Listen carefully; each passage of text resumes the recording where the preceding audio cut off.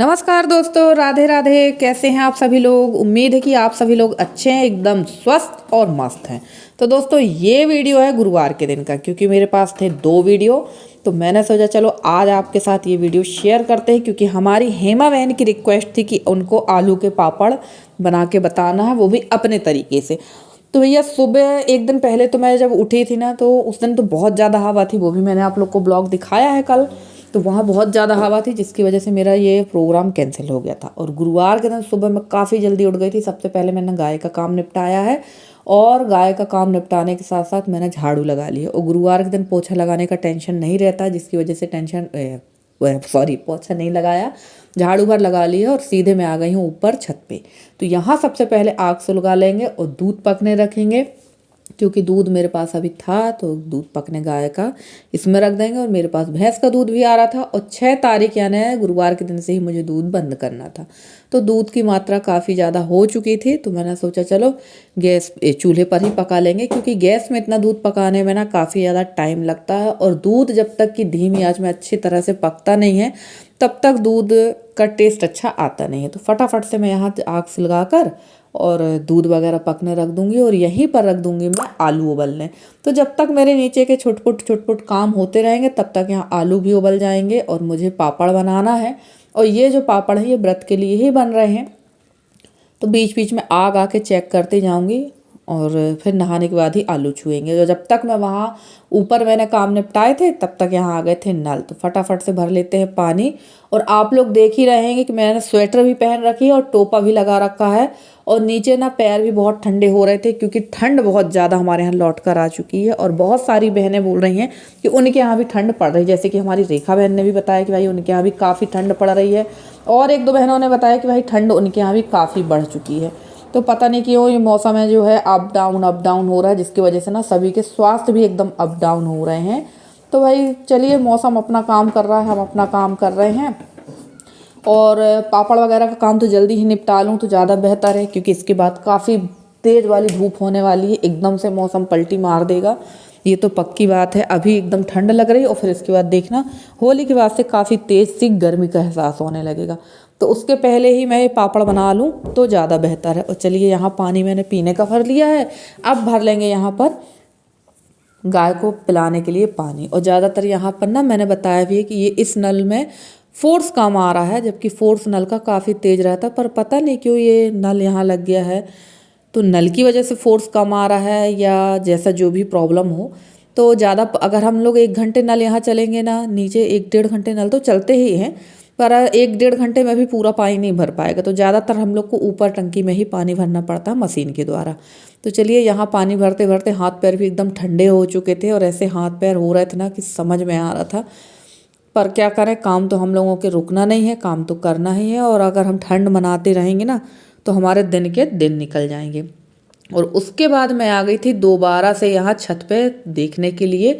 तो देखिए, मैंने आपसे बताया था कि मैंने आलू उबलने रख दिए हैं, पर मैंने आलू उबलने नहीं रखे थे। अब मैं दोबारा आई हूँ, तो यहाँ दूध देखा तो दूध धीरे धीरे पक रहा था। और बहुत अच्छी बात थी कि दूध उफान पे नहीं था। अब रख देंगे, यहाँ मैं आलू लेकर आई थी, तो आलू धोकर यहाँ इस तवेले में पकने के लिए रख देंगे। और बाकी खाना पीना का जो भी काम रहेगा वो फटाफट से निपटा लूँगी, क्योंकि गुरुवार के दिन मुझे जाना था एक जगह सुहागलों में भी। और आलू के पापड़ का काम भी मैंने कर रखा था। तो ये काम तो करना ही है, क्योंकि रोज़ कुछ ना कुछ तो रोज़ लगा रहता है। कहीं यहाँ जाना, कहीं वहाँ आना, तो कहीं कोई आ गया। पर इस बीच समय निकाल के हमें अपने गृहस्थी के काम तो करना ही पड़ते हैं। और बहुत सारी बहनें हैं, जैसे हमारी सरिता बहन के यहाँ पापड़ वगैरह का काम हो चुका है। आलू के उनके चिप्स बन गए हैं, पापड़ बन गए आलू के। तो मेरे भी फाइनली आलू के पापड़ बन गए हैं, और इनको मैंने स्टोरेज भी कर दिया है। वो भी आप लोग को देखने को मिलेगा निधि की ब्लॉग विथ निधि पे। तो चलिए, यहाँ फटाफट से मैं ये आलू धोकर उबलने रखूँगी।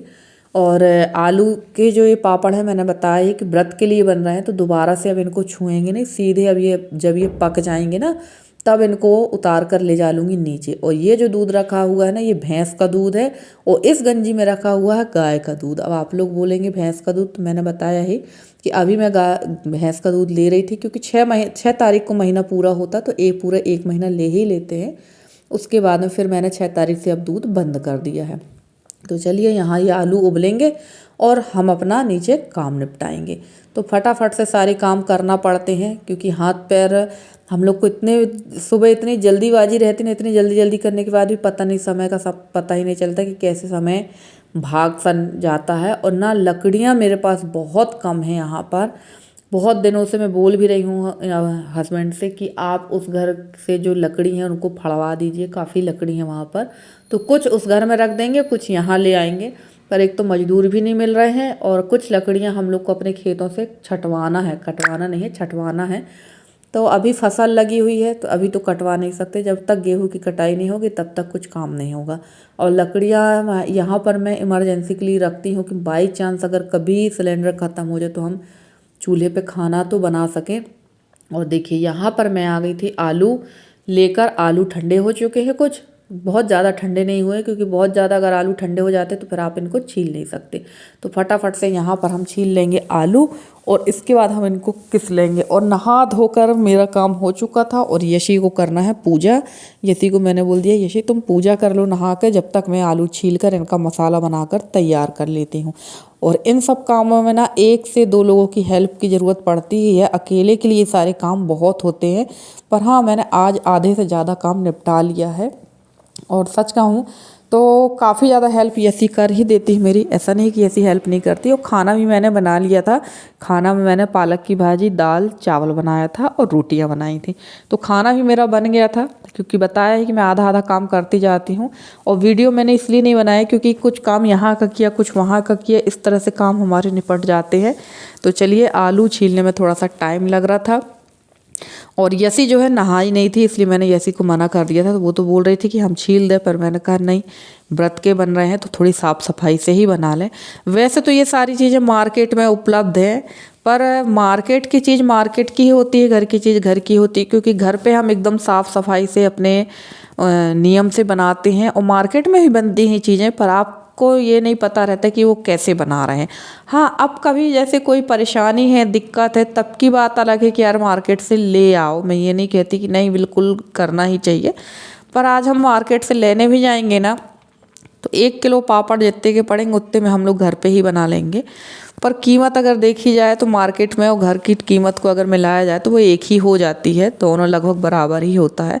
पर मुझे मार्केट से ज़्यादा चीज़ें लेना पसंद नहीं है, खुद के हाथ की बनाई चीज़ें ही ज़्यादा पसंद आती। तो चलिए, आप लोगों से बात करते करते यहाँ मेरे आलू भी मैंने शुरू कर दिया है। और मैंने सरिता बहन को देखा था, वो आलू के पापड़ बनाती हैं तो वो आलू को कहना चाहिए सिल में पीस लेती हैं, तो उसका एक अलग ही टेस्ट होता है।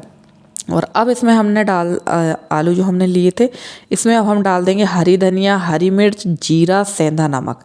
और मेरी एक प्यारी सी बहन है, देखिए मुझे उनका नाम भूल गया है, उन्होंने पूछा था कि आप व्रत में कौन सा तेल यूज़ करती हैं। तो मैं झूठ नहीं बोलूँगी, जैसे समय और परिस्थितियाँ रहती हैं मैं उस अकॉर्डिंग काम करती हूँ। अगर नवरात्र का व्रत में 9 दिन का व्रत रहती हूँ तब फिर मैं यूज़ करती हूँ मूंगफली का तेल, और बाकी टाइम पर मैं सोयाबीन तेल ही यूज़ करती हूँ। तो जो बात है वो बिल्कुल सही है, झूठ बोलना मुझे पसंद नहीं है। और मैंने कहा ही ना कि मैं अपनी परिस्थिति के अकॉर्डिंग ही काम करती हूँ। तो जब मैं 9 दिन का व्रत रहती हूँ तब मूंगफली तेल यूज़ कर लेती हूँ, बाकी टाइम पे मैं सोयाबीन ही यूज़ करती हूँ। हाँ, सरसों का तेल यूज़ नहीं करती क्योंकि सरसों का तेल जो है कहना चाहिए वो कड़वा तेल कहलाता है, अशुद्धि कहलाता है, तो उसको मैं व्रत के लिए यूज़ नहीं करती हूँ। तो चलिए, यहाँ पर ये बन गई थी और उसमें डाली ही मैंने ढेर सारी हरी धनिया। और मेरे हस्बैंड बोल रहे थे हरी धनिया डालने का मतलब ही क्या है जब ये तेल में जाके जल जाएगी। पर हरी धनिया का जो टेस्ट होता है ना वो बहुत अच्छा आता है, खासकर पापड़ वगैरह में। तो मैं तो ज़रूर डालती हूँ हरी धनिया। और यसी को बहुत परहेज है हरी धनिया खाने से, तो मुझे तो अच्छा लगता है। तो चलिए, यहाँ पर मैं फटाफट से यसी जब तक नहा के आएगी तब तक मैं इनकी बना लेती हूँ गोल गोल टिकिया। और फटाफट से इनको बना के, पहले मैंने सोचा था नीचे ही बना लेंगे, फिर मैंने सोचा नहीं यार, नीचे बनाने में ये पापड़ छींटे में तो आने वाले नहीं हैं, तो इनको मैं ले जा लूँगी ऊपर। फिर हम लोग का मूड चेंज हो गया तो हम लोग चले गए थे ऊपर छत पे, और वहीं पर हम लोगों ने सारे पापड़ फिर बनाए थे। तो चलिए, सबसे पहले फटाफट से टिकिया बना के रख लेते हैं, और जो कि हमें पापड़ बनाने में काफ़ी सुविधाजनक होगा। आप चाहे तो मशीन से भी बना सकते हैं, जिनके पास पापड़ मशीन है दबाने वाली उससे ही बना लेंगे। मेरे पास वो नहीं है, मम्मी से मैंने मंगाया था, पर फिर मैंने सोचा कि यार ऐसे ही बना लेते हैं। और हर साल हम लोग जो है ऐसे ही पापड़ बना लेते हैं। आलू के पापड़ बड़े इजी तरीके से बन जाते हैं, इसमें ज़्यादा मेहनत भी नहीं लगती है, खासकर बनाने में। नहीं, तैयारी करने में तो मेहनत लगती है, मैं ये बिल्कुल नहीं कहूँगी कि नहीं तैयारी करने में मेहनत नहीं लगती, तैयारी करने में बहुत मेहनत लगती है। और ये देखिए यशी भी यहाँ आ गई थी, और यहाँ हम लोगों का प्लान चेंज हो गया कि चलो छत पे चलते हैं, वहीं पर फटाफट से बना के डाल देंगे। और हम लोग दोनों माँ बेटी जो है चल दिए थे छत की तरफ। और यहाँ पर मैंने जो पापड़ बनाया था वो भी मैंने बिगाड़ दिया है। और देखिए यशी यहाँ पर मुझे दबा दबा कर, ये पन्नियों में पापड़ दबा दबा कर देती जाएगी और मैं फटाफट से पलटाती जाऊँगी। और पापड़ जो है आप चाहें तो पन्नी में डाल सकते हैं या कपड़े में भी डाल सकते हैं। तो मैंने तो साड़ी ही बिछा ली थी डबल परत करके, और इसी में डालती जाऊंगी। और धूप जो है, आप लोग को लग रहा होगा कि धूप तेज़ लग रही थी, धूप तेज़ नहीं लग रही थी, क्योंकि ना नहाकर ही आए थे हम लोग। और नहाकर जब आए थे ना, इस वजह से धूप हम लोग को तेज़ नहीं लग रही थी। और यहाँ पर आप लोग को लग रहा होगा कि मैंने सिर धुला है, पर गुरुवार था तो सिर मैंने गुरुवार के दिन नहीं धोया है। एक दिन पहले मैंने सिर धोया था, उस दिन से मैंने कंघी ही नहीं की थी, क्योंकि कंघी अगर करो ना तो बाल बहुत ज़्यादा झड़ते हैं। तो मैंने यहाँ कंघी नहीं की थी। अब जब मैं जाने लगूंगी तभी कंघी करूंगी। और फटाफट से देखिए कितनी अच्छे, कितनी आसानी से यहाँ पापड़ बन रहे थे।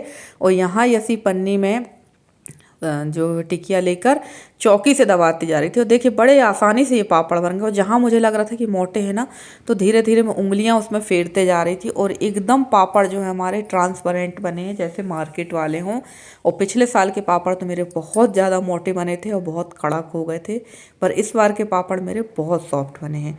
और फ्रेंड्स, आप लोगों को मेरा वीडियो कैसा लगता है ज़रूर बताना कमेंट करके। अगर वीडियो पसंद आए तो प्लीज़ वीडियो को लाइक कर दीजिएगा। चैनल पे नए हैं तो चैनल को सब्सक्राइब करके अपना प्यारा सा सहयोग और स्नेह हमारे साथ बनाए रखें।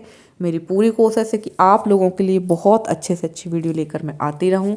और मेरे जितने नए सब्सक्राइबर हैं, पुराने सब्सक्राइबर हैं, जितने भी मेरे व्यूवर्स हैं, मैं सबका तहे दिल से धन्यवाद कहना चाहती हूँ। और मार्च का महीना चल रहा है, धूप में बैठ के भी बड़ा अच्छा महसूस हो रहा था, क्योंकि ठंड थी ना, इसलिए काम जल्दी से हो गया। वरना इतनी देर तक धूप में कहाँ बैठ पाते हम लोग। और जब मैं ना इतनी देर तक धूप पे थी तो बड़ा अच्छा लग रहा था, और जैसे ही नीचे गए ना तो काफ़ी ठंड लगने लगी थी। और हवा अभी भी चल रही है, पर थोड़ा सा एक दिन की जो हवा थी उसकी अपेक्षा कम ही हवा चल रही है। और पापड़ भी हमारे लगभग बन ही चुके थे, थोड़ा सा टाइम तो लगा था। 11:30 बजे हमारे पूरे पापड़ बनाकर हम लोग भी माँ बेटी दोनों फ्री हो गए थे। तो ये देखिए यसी लगी हुई है पूरे ज़ोर शोर से पापड़ बनाने में।